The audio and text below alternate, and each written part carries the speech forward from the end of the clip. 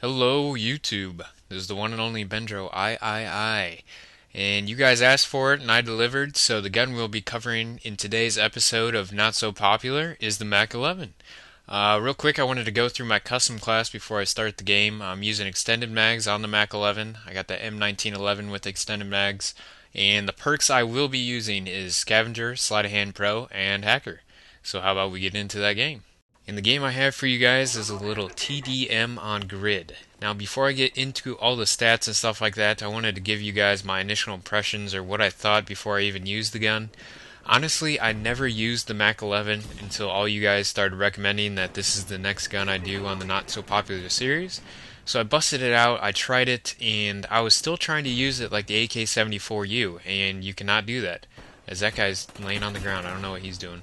And back to the reason why you cannot use it like the AK-74U, the reason for that is that the Mac 11 is not as good at a long distance. Now, I will bring up the charts here in a second, and it shows up that both the guns do the same amount of damage, but it seems like it's a little bit harder to control the Mac 11 bullets at long distance than it is the AK-74U. And what I mean by they do the same damage at distance. So at about 25 meters, all the SMGs have been dropped down to 20 damage per bullet. And this brings up a good opportunity for me to bring up all the stats. So what you are seeing on your screen right now are the stats, the gun stats for the Mac 11. Now the first thing you guys will notice is that the Mac 11 does 30 damage, and in comparison the AK-74U does 40 damage. Now this is all dependent on the distance you are from your target, but up until, like I said before, about 25 meters, the AK-74U does 10 more damage per bullet. And where it lacks in damage, the Mac 11 makes up for it in rounds per minute. It shoots at 937.5 rounds per minute compared to the 750 rounds per minute the AK-74U does. Now the 937.5 rounds per minute is the same as the Uzi, which I covered before if you guys remember. But the thing I really didn't care for with the Uzi was the recoil, so let's get into the recoil of the Mac 11.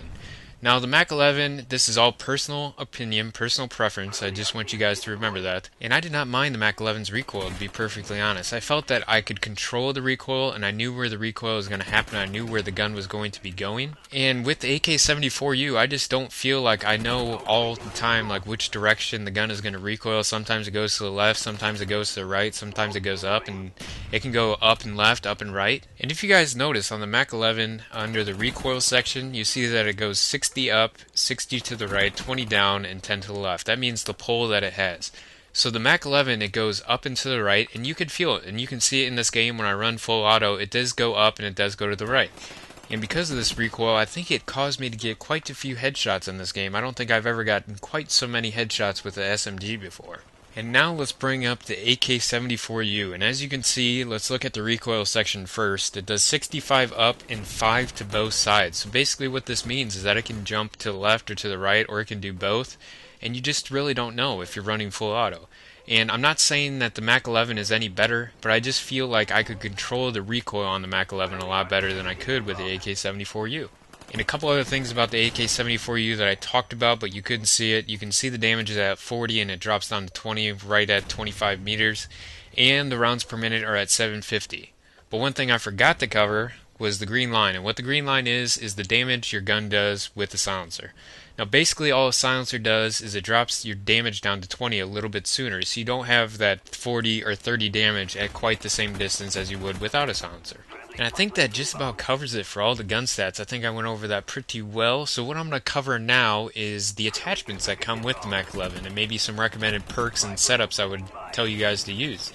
So what is popping up on your screen right now are all the attachments for the Mac 11. You got the extended mag, you got the red dot sight, you got the reflex sight, the grip, the dual wield, suppressor, and rapid fire. And my personal recommendation for you guys would be extended mags. Because if you do not use extended mags, you only have 20 rounds in your magazine.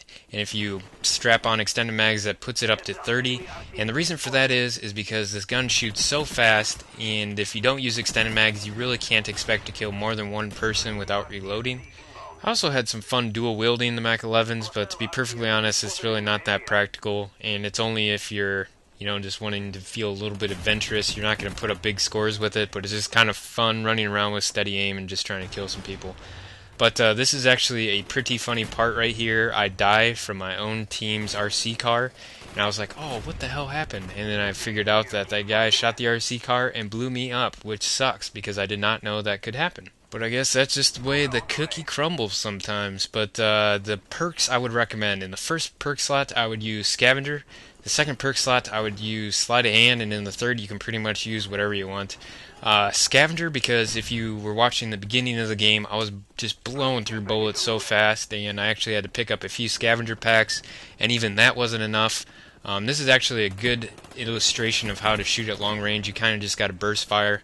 Sleight of hand, because you have to reload so many times with this gun. Even with extended mags, you got to constantly be reloading.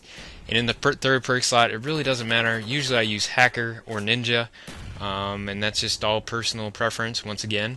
But the end of the game is coming upon us, guys, and my final recommendation would be not to use this gun. I mean, it does have its purposes for certain maps and certain playstyles, but I consider it more of a trinket. It's something that if you think you're doing too well for one day and you want to, challenge yourself a little bit, I guess, you could use this gun. I would keep it to extremely close quarter battles. But the game has come to an end. My final score was 28-3. I hope you guys enjoyed it. Don't forget to let me know in the comment section what gun you guys would like to see next. And the gun I see the most of, I will try and get a game with, and I will post it for the next video. And until next time, guys, thanks a lot for watching. I hope you guys have a great day.